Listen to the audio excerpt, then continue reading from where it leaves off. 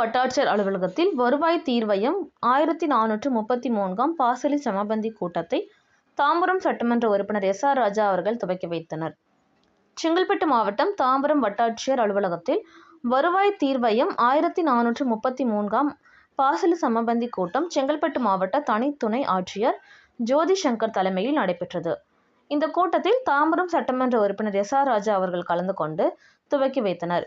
இந்த கூட்டத்தில் பட்டா, சிட்டா, அடங்கல் குறித்தான விவரங்கள் கேட்டு மனுக்கள், கல்வி, குடிநீர், நீர்ப்பாசன கால்வாய், மயான வசதி, கழிவுநீர் சாக்கடை வசதி முதலிய தேவைகளை குறித்து வருவாய்த்துறை அலுவலரிடம் முறையிடலாம்.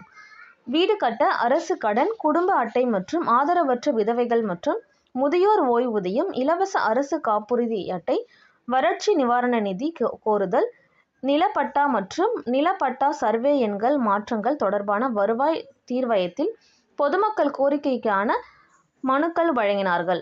இந்த வருவாய் தீர்வையத்தின் பொதுமக்களின் நியாயமான கோரிக்கைகள், மனுக்கள் உடனடியாக வருவாய்த்துறையினரால் வழங்கப்பட்டது.